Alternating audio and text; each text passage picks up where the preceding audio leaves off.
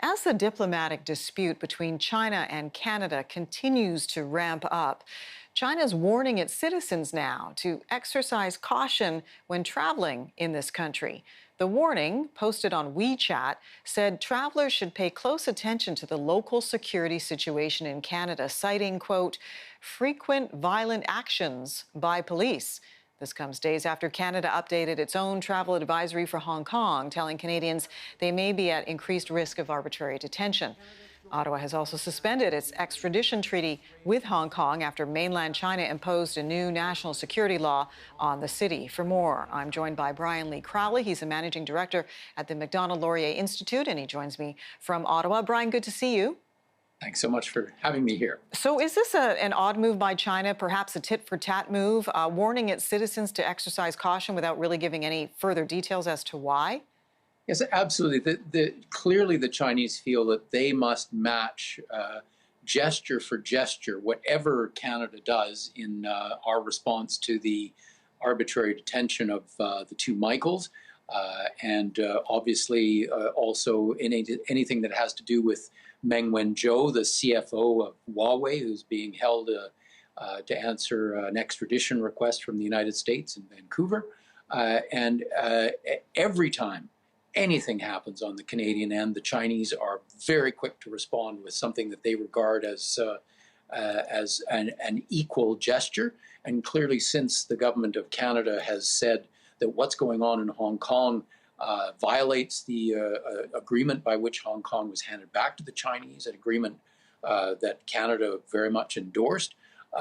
And Canada has warned its own citizens about some of the dangers that they would be exposed to if they went to Hong Kong. This is clearly a response by China. You know, the Prime Minister recently was asked by 19 prominent Canadians to release Meng Wanzhou in order to ascertain the release of the two Michaels, Michael Kovrig and Michael Spavor. And he refused outright. We heard from Bob Rae today, who's the new Canadian ambassador to the United Nations, and he agreed with the Prime Minister. Do you think it is the right move? I mean, it doesn't look like there's any turning back now, but Canada does not seem to be willing to let Meng Wanzhou go at this point. No, in fact, I think it would absolutely send the wrong signal to China. And the reason that the Prime Minister gave, which I think is the correct reason for not arranging an exchange between Meng Wanzhou and the two Michaels being held in Chinese prison, is that it would create a situation in which the Chinese believe that kidnapping our citizens and holding them to ransom is a strategy that works with the government of Canada.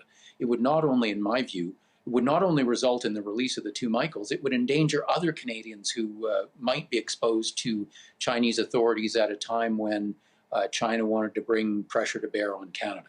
So I think that China does not respond to weakness. They don't respect weakness. They respect strength. This is one of the reasons why they haven't gone after the United States to get them to drop their extradition request for Meng Wanzhou, which would bring to an end the Canadian process. They're going after Canada because they think Canada will buckle. And I'm admiring of the Prime Minister's determination not to do that. But Brian, in the 30 seconds we have left, what of Michael Kovrig and Michael Spavor? This is just heartbreaking.